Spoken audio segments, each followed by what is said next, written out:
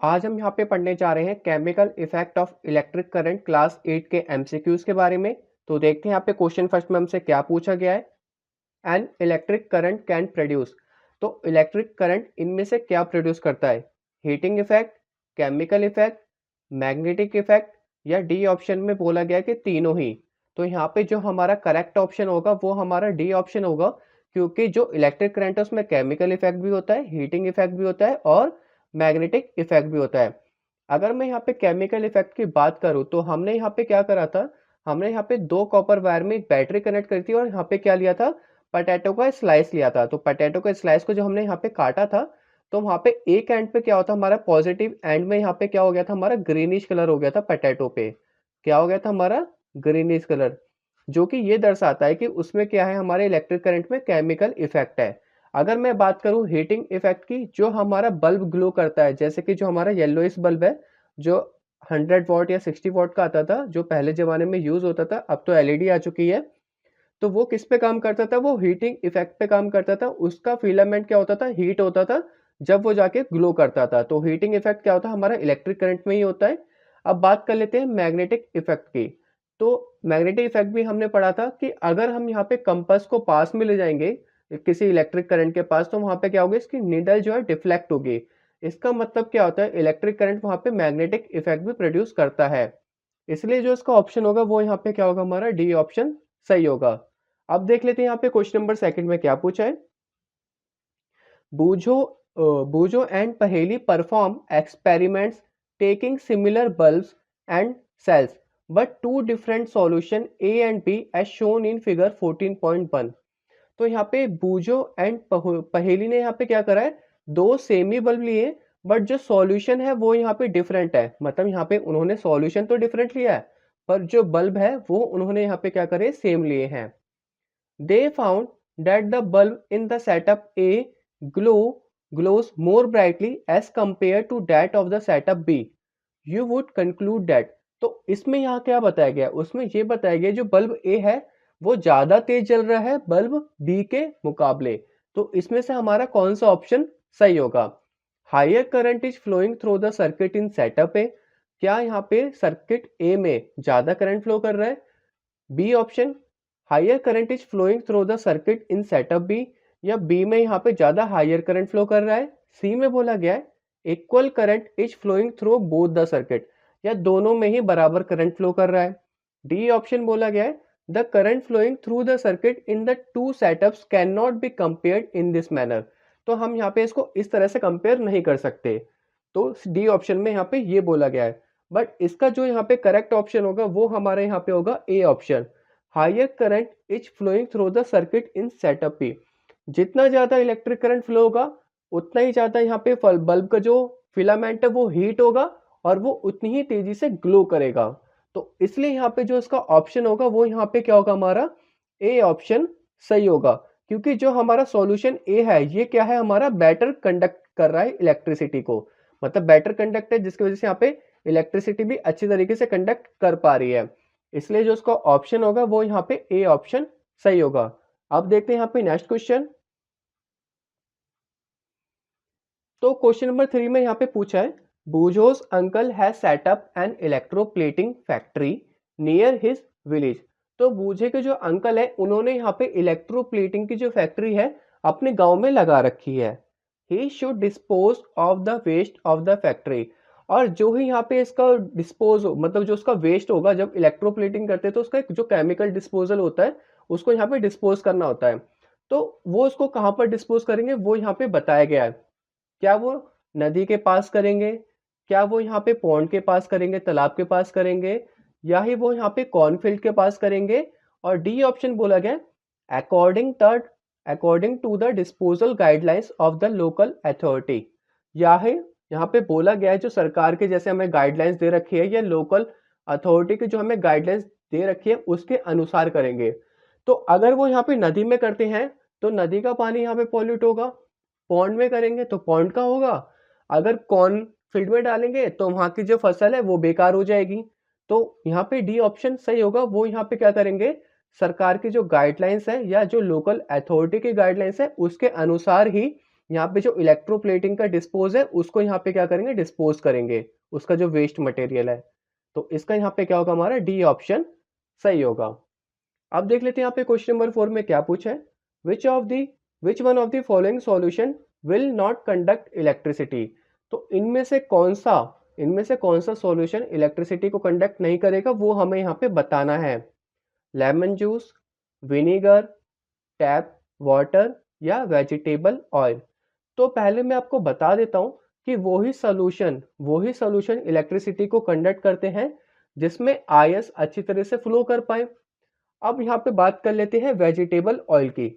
इसमें D option क्या है हमारा, वेजिटेबल ऑयल। इसमें क्या होगा, इसमें जो आयंस है वो अच्छे से बन नहीं पाएंगे, जिसकी वजह से वो यहाँ पे इलेक्ट्रिसिटी को कंडक्ट नहीं कर पाएंगे। इसलिए इसका जो हमारा ऑप्शन होगा, डी ऑप्शन सही होगा, और इसमें हमारी इलेक्ट्रिसिटी सही से फ्लो नहीं कर पाएगी। तो यहाँ पे आएगा हमारा डी, वेजिटेबल ऑयल। अब देखते हैं यहाँ पे नेक्स्ट क्वेश्चन। क्वेश्चन नंबर 5 में पूछा है, which of the following metals is used in electroplating to make objects appear shining. तो यहाँ पे बोला गया है कि हम कौन सा मेटल यूज करते हैं इलेक्ट्रोप्लेटिंग के दौरान जिसमें जो वो शाइनिंग अपीयरेंस होती है। आयरन, कॉपर, क्रोमियम या एल्यूमिनियम। तो सबसे ज्यादा शाइनिंग अपीयरेंस किसकी होती है, वो होती है क्रोमियम की।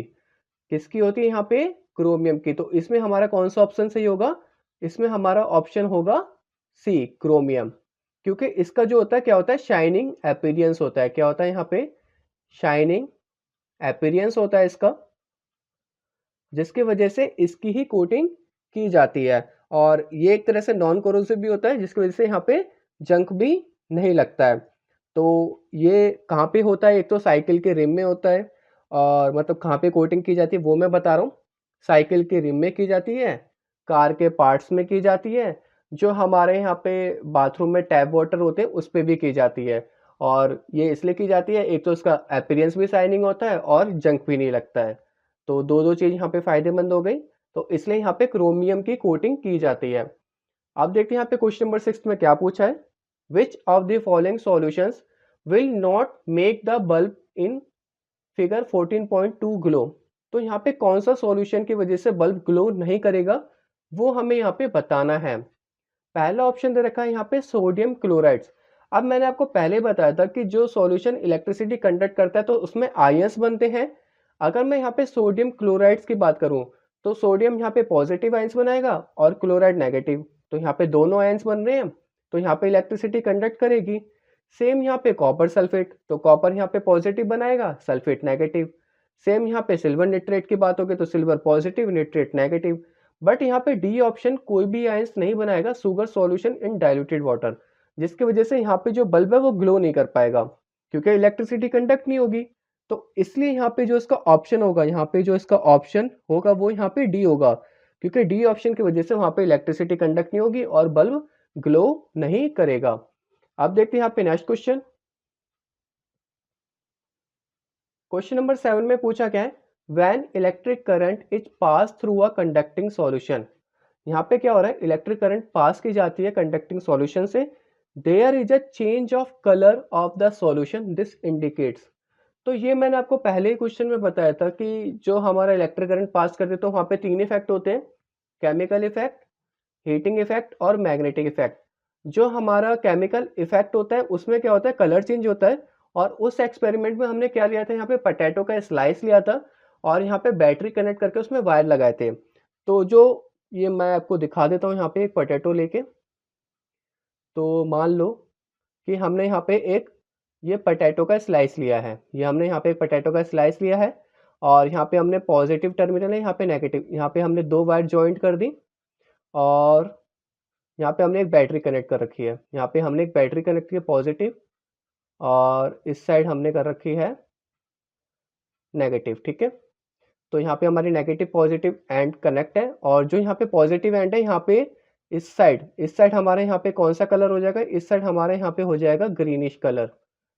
तो ये ग्रीनिश कलर किसकी वजह से होगा, ये chemical effect of electric current की वजह से होगा। तो यहाँ पे पूछा क्या था, when electric current is pass through a conducting solution there is a change of colour of the solution, this indicates.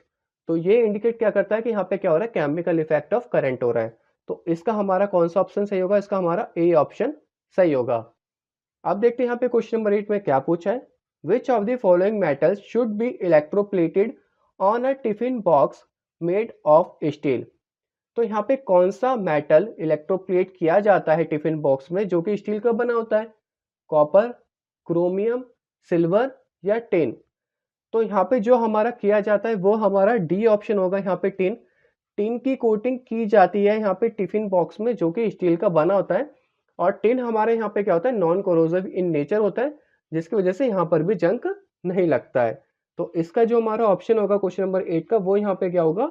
Tin होगा, डी ऑप्शन। अब देखते हैं यहाँ पे next question.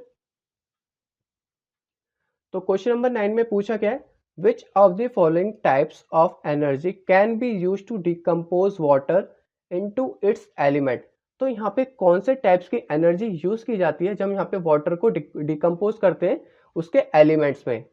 Heat energy, light energy, chemical energy या electrical energy? तो यहाँ पे हमारा डी ऑप्शन सही होगा, इलेक्ट्रिकल एनर्जी यूज की जाती है। वहां पे हम क्या करते हैं? करंट को फ्लो करते हैं। मान लो जैसे कि हमने यहाँ पे वाटर का सॉल्यूशन ले रखा है H2O और हमने इसमें करंट फ्लो किया, तो इस ये दो आयंस में चेंज हो जाएगा। एक तो हमारा हाइड्रोजन जिसपे पॉजिटिव आयंस होंगे और एक होगा हमारा हाइड्रोक्साइड आयन जिसपे नेगेटिव आयंस होंगे। इसको हम यहाँ पे क्या बोलते हैं? हाइड्रोक्साइड आयंस, ठीक है। और ये हमारा पॉजिटिव वाला यहाँ पे क्या होगा? हमारा हाइड्रोजन आयंस। तो इसका हमारा जो ऑप्शन सही होगा वो हमारा डी ऑप्शन सही होगा, इलेक्ट्रिकल एनर्जी। अब देखते हैं यहाँ पे क्वेश्चन नंबर 10 में क्या पूछा गया है। Which of the following compounds is manufacture by using the chemical effect of electric current? तो इनमें से कौन सा कंपाउंड मैन्युफैक्चर किया जाता है जब यहाँ पे chemical effect of electric current का यूज होता है? Ammonium hydroxide, sodium carbonate, magnesium hydroxide और सोडियम हाइड्रोक्साइड? तो इसका जो हमारा ऑप्शन सही होगा, इसका जो हमारा ऑप्शन सही होगा वो हमारा डी ऑप्शन सही होगा, सोडियम हाइड्रोक्साइड। तो chemical effect of electric current से हम यहाँ पे सोडियम हाइड्रोक्साइड कंपाउंड बनाते हैं। कैसे बनता है? सोडियम सैल्ट इलेक्ट्रोलाइज करके। सोडियम सैल्ट को यहाँ पे क्या करते हैं? इलेक्ट्रोलाइज करते हैं, जब जाके हमारे यहाँ पे क्या बनता है? सोडियम हाइड्रोक्साइड आयन बनता है। सोडियम सैल्ट इलेक्ट्रोलाइज करते हैं, जब जाके हमारा यहाँ पे क्या बनता है? सोडियम हाइड्रोक्साइड कंपाउंड बनता है chemical effect of electric current से। अब देखते हैं यहाँ पे question number 11। Which of the following object should not be Chrome plated? इनमें से कौन सा ऑब्जेक्ट क्रोम प्लेटेड नहीं है वो हमें बताना है। Car bumper, gas stove, frying pan या बाईसाइकिल बेल? तो कार बम्पर पे भी यहाँ पे क्रोम प्लेट होती है, गैस स्टोव पे भी होती है, बाईसाइकिल बेल पे भी होती है, बट फ्राइंग पैन में नहीं होती। अगर फ्राइंग पैन पे हम क्रोम प्लेटेड करेंगे तो जो हम उसमें खाना बनाएंगे वो खाना क्या होगा? क्रोम प्लेट्स में मिक्स हो जाएगा और अगर हम उसको खाते हैं तो हमारी बॉडी के लिए काफ़ी हानिकारक है। तो इसलिए हम यहाँ पे फ्राइंग पैन पे क्रोम प्लेटेड नहीं करते हैं। इसलिए इसका जो ऑप्शन होगा वो यहाँ पे क्या होगा? सी ऑप्शन सही होगा। अब देखते हैं यहाँ पे question number 12। Which of the following is a weak electrolyte? Weak electrolyte का मतलब है जो यहाँ पे सॉल्यूशन होगा वो काफी क्या होगा? वीक कंडक्टर ऑफ इलेक्ट्रिसिटी होगा, वहां पे काफी जो करंट है कम फ्लो करेगा। तो उसका मतलब जो इलेक्ट्रोलाइट है वो वीक होंगे, जो उसके आयंस बनेंगे वो काफी वीक बनेंगे। कार्बोनिक एसिड में बनेंगे, सोडियम हाइड्रोक्साइड में बनेंगे, कॉपर सल्फेट में बनेंगे या नाइट्रिक एसिड में बनेंगे? तो इसका जो हमारा ऑप्शन होगा वो हमारा ए ऑप्शन सही होगा, क्योंकि यहाँ पे क्या होगा? जो उसके आयंस बनेंगे वो एक्वस सॉल्यूशन में कंप्लीटली डिसॉल्व नहीं हो पाएंगे। तो इसलिए जो इसका ऑप्शन होगा वो यहाँ पे क्या होगा? हमारा कार्बोनिक एसिड होगा। अब देखते हैं यहाँ पे नेक्स्ट क्वेश्चन। क्वेश्चन नंबर 13 में पूछा गया है the decomposition produce by passing current through a conducting liquid is called? तो यहाँ पे फिर से पढ़ लेते हैं। The decomposition produce by passing current through a conducting liquid is called. तो यहाँ पे जो डिकम्पोजिशन करते हैं जब यहाँ पे इलेक्ट्रिक करंट पास होती है किसी कंडक्टिंग लिक्विड से और जो डिकम्पोजिशन प्रोड्यूस होता है उसको यहाँ पे क्या बोलते हैं? डायलिसिस बोलते हैं, हाइड्रोलिसिस बोलते हैं, इलेक्ट्रोलिसिस बोलते हैं या इलेक्ट्रोप्लेटिंग बोलते हैं? तो इसको यहाँ पे ध्यान से पढ़ लेना। इसको यहाँ पे क्या बोलते हैं? इलेक्ट्रोलिसिस बोलते हैं। क्या बोलते हैं इसको? इलेक्ट्रोलिसिस। यहाँ पे मैं टिक कर देता हूँ। The decomposition produce by passing current through a conducting liquid is called electrolysis. ये एक डेफिनेशन बन गई इलेक्ट्रोलिसिस की, तो आप इसको नोट कर सकते हैं। अब देखते हैं यहाँ पे क्वेश्चन नंबर 14 में क्या पूछा गया है। Electrolytes conduct electricity due to the movement of. Electrolytes क्या करता है, यहाँ पे इलेक्ट्रिसिटी को कंडक्ट करता है, किसके मूवमेंट की वजह से करता है वो हमें यहाँ पे बताना है। इलेक्ट्रोड्स की वजह से, एटम्स की वजह से, इलेक्ट्रॉन्स की वजह से या आयंस की वजह से। अब तक में आपको पता चल गया होगा कि किसकी वजह से करता है, वो हमारा ऑप्शन होगा डी, आयंस की वजह से। किसकी वजह से करता है, आयंस की वजह से। आयंस में यहाँ पे क्या होते हैं, हमारे पॉजिटिव और नेगेटिव आयंस होते हैं, जो कि यहाँ पे क्या करते हैं, इलेक्ट्रिसिटी को कंडक्ट करते हैं। अब देखते हैं यहाँ पे नेक्स्ट क्वेश्चन। क्वेश्चन नंबर 15 में बोला गया है non metals are generally non conductors of electricity. Non metals हमें पता है ज्यादातर क्या होते हैं, नॉन कंडक्टर ऑफ इलेक्ट्रिसिटी होते हैं। The non metal whose one of the forms can be use to make electrodes in electrolysis experiment is. तो हम यहाँ पे कौन सा नॉन मेटल यूज करते हैं जब हम यहाँ पे इलेक्ट्रोलिसिस का एक्सपेरिमेंट करते हैं, और जिसको यहाँ पे एक तरह से इलेक्ट्रोड बोला जाता है। आयोडीन का करते हैं, कार्बन का करते हैं, सिलिकॉन का करते हैं या फॉस्फोरस का करते हैं। तो इसका जो हमारा ऑप्शन सही होगा वो हमारा होगा बी, कार्बन का यूज करते हैं। कार्बन जो होता है इसमें क्या होता है, ग्रेफाइट की फॉर्म में होता है, जो यहाँ पे दो टर्मिनल की तरह काम करता है, पॉजिटिव और नेगेटिव। तो यहाँ पे किसका यूज करते हैं, हम कार्बन का यूज करते हैं, कार्बन का ग्रेफाइट फॉर्म यूज करते हैं। और ये गुड कंडक्टर ऑफ इलेक्ट्रिसिटी होता है, क्योंकि नॉन मेटल्स में भी हमारे कुछ एक्सेप्शन थे, हमने पढ़ा था मेटल्स नॉन मेटल्स के चैप्टर में। अब देखते हैं यहाँ पे क्वेश्चन नंबर 16 में क्या पूछा है। Which of the following is not an application of the chemical effect of electric current. हमें बताना है इनमें से कौन सा एप्लीकेशन नहीं है chemical effect of electric current के लिए। तो chemical effect of electric current से हमारा इलेक्ट्रोप्लेटिंग होता है, प्योरिफिकेशन होता है, डिकम्पोजिशन ऑफ कंपाउंड्स होते हैं, जैसे कि हमारा वहाँ पे H2O था जिसमें हमारा हाइड्रोजन और ऑक्सीजन अलग होता है, मतलब डिकम्पोज हो रहा है, वो अलग अलग हो रहे हैं। बट यहाँ पे एलिमेंट्स का डिकम्पोजिशन नहीं होता, एलिमेंट्स को और यहाँ पे डिवाइड नहीं कर पाता वो। तो इसका जो हमारा ऑप्शन होगा सी ऑप्शन सही होगा, क्योंकि यहाँ पे बोला गया नॉट एन एप्लीकेशन, ये इसकी एप्लीकेशन नहीं है। इलेक्ट्रोप्लेटिंग, प्योरिफिकेशन और decomposition of compound chemical effect of electric current की एप्लीकेशन है, और डिकम्पोजिशन ऑफ एलिमेंट्स नहीं है। तो इसका हमारा सी ऑप्शन सही होगा। अब देखते हैं यहाँ पे नेक्स्ट क्वेश्चन। तो क्वेश्चन नंबर 17 में पूछा है one of the following is not used for electroplating metal articles, this one is. तो यहाँ पे बोला गया इनमें से कौन सा यूज नहीं किया जाता इलेक्ट्रोप्लेटिंग मेटल आर्टिकल्स बनाने में। निकल का, क्रोमियम का, सोडियम का या सिल्वर का। तो निकल, क्रोमियम, सिल्वर तीनों यूज किए जाते हैं, बट सोडियम नहीं किया जाता। इसलिए नहीं किया जाता, जो सोडियम है ये हमारा क्या है, corrosive in nature, corrosive in nature है, जिसकी वजह से यहाँ पे क्या हो सकता है, अगर हम इसकी कोटिंग करेंगे तो यहाँ पे क्या हो सकता है, जंक लग सकता है, मतलब रस्टिंग हो सकती है, जिसकी वजह से सोडियम का यूज नहीं किया जाता है। अब देखते हैं यहाँ पे क्वेश्चन नंबर 18।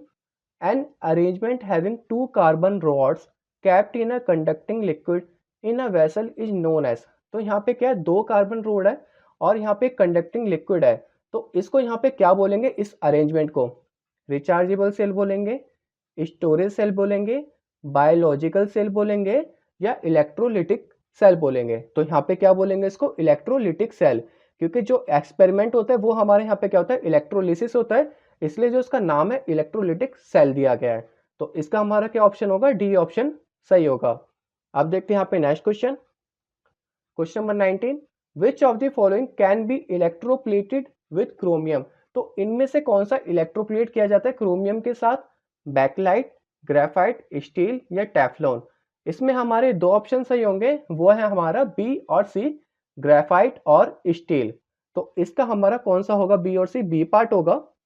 तो हम इसको टिक कर देते हैं, क्योंकि ग्रेफाइट को भी हम यहाँ पे क्रोमियम से क्या कर सकते हैं, इलेक्ट्रोप्लेट कर सकते हैं, और स्टील को भी कर सकते हैं, जबकि यहाँ पे बैकलाइट और टेफ्लॉन को नहीं कर सकते, इसलिए यहाँ पे ए और डी ऑप्शन नहीं होगा। अब देखते हैं यहाँ पे question number 20। In order to obtain a coating of silver metal on a flower vase made of copper, the electrolyte has to be. तो यहाँ पे हम किसकी कोटिंग कर रहे हैं, यहाँ पे सिल्वर मेटल की कोटिंग कर रहे हैं, और जो फ्लावर वास है वो किसका बना हुआ है, कॉपर का बना हुआ है। तो जो हम इलेक्ट्रोलाइट करेंगे वो हम कौन से सॉल्यूशन की करेंगे, वो हमें यहाँ पे बताना है, सिल्वर निट्रेट सॉल्यूशन की, कॉपर निट्रेट की, सोडियम निट्रेट या कॉपर सल्फेट। अब यहाँ पे हम कोटिंग किसकी कर रहे हैं, हम यहाँ पे सिल्वर मेटल की कर रहे हैं, तो जो सॉल्यूशन होगा वो भी यहाँ पे कौन सा होगा, सिल्वर निट्रेट सॉल्यूशन होगा, जिसकी वजह से यहाँ पे जो सिल्वर है वो यहाँ पे अच्छे से कोट हो पाएगा। तो यहाँ पे कौन सा सॉल्यूशन करेंगे हम यूज, सिल्वर निट्रेट सॉल्यूशन। कौन सा सॉल्यूशन यूज करेंगे हम यहाँ पे, सिल्वर निट्रेट सॉल्यूशन को करेंगे, जिसकी वजह से वहां पे सिल्वर आयंस वहां पे अटैच हो पाए। अब देखते हैं यहाँ पे question number 21, the process of purification of an impure metal is like. तो जब हम यहाँ पे इम्प्योर मेटल का प्योरिफिकेशन करते हैं तो हम यहाँ पे क्या करते हैं, उस प्रोसेस को क्या बोलते हैं वो देख लेते हैं। Electroplating a metal on the same type of metal. तो जब हम यहाँ पे इलेक्ट्रोप्लेटिंग करते हैं प्योरिफिकेशन में, तो दोनों मेटल सेम टाइप के होते हैं। बी ऑप्शन बोला क्या है, electroplating a metal on another type of metal. यहाँ पे दोनों मेटल डिफरेंट होते हैं इलेक्ट्रोप्लेटिंग करते वक्त। Producing a chemical compound bye electrolysis. तो यहाँ पे कोई केमिकल कंपाउंड निकलता है जब यहाँ पे इलेक्ट्रोलिसिस की प्रोसेस होती है। डी बोला गया है, decomposing a chemical compound bye electrolysis. तो यहाँ पे कोई केमिकल कंपाउंड डिकम्पोज होता है जब हम यहाँ पे इलेक्ट्रोलिसिस करते हैं। तो इसका जो हमारा ऑप्शन सही होगा वो हमारा ए ऑप्शन सही होगा, क्योंकि इलेक्ट्रोप्लेटिंग जब करते हैं तो दोनों मेटल यहाँ पे सेम होते हैं। एक मेटल यहाँ पे प्योर मेटल होता है और दूसरा मेटल यहाँ पे क्या होता है, इम्प्योर मेटल होता है। और जब हम यहाँ पे सॉल्यूशन डाल देते हैं तो इम्प्योर मेटल नीचे जम जाता है और प्योर मेटल पे कोटिंग चढ़ने लगती है, वो भी प्योर बिल्कुल। तो यहाँ पे क्या होगा, हमारा process of purification of an impure metal is like electroplating a metal on the same type of metal. तो इसका ए ऑप्शन सही होगा, क्योंकि दोनों मेटल यहाँ पे सेम टाइप के होने जरूरी हैं जब हम यहाँ पे किसी चीज की प्योरिफिकेशन करेंगे। अब देखते हैं यहाँ पे क्वेश्चन नंबर 22 में क्या पूछा है, the device which can be use to detect very small current flowing in an electric circuit.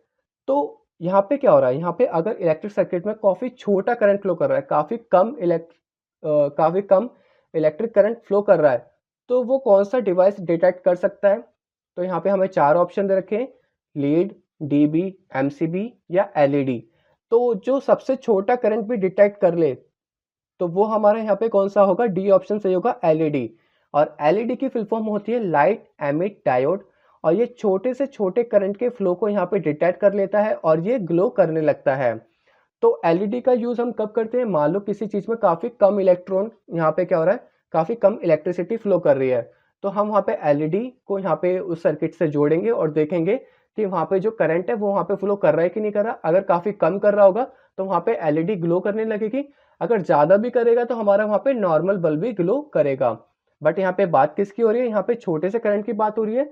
तो छोटे से करंट को डिटेक्ट करने के लिए यहाँ पे किसका यूज किया जाता है, एलईडी का, जिसकी फुल फॉर्म यहाँ पे क्या होती है, लाइट एमिट डायोड। होप आपको यहाँ पे सारे एमसीक्यू समझ में आ गए होंगे। अगर फिर भी आपको कुछ प्रॉब्लम रह जाती है तो आप मुझे कमेंट सेक्शन में कमेंट कर सकते हैं। Thanks for watching.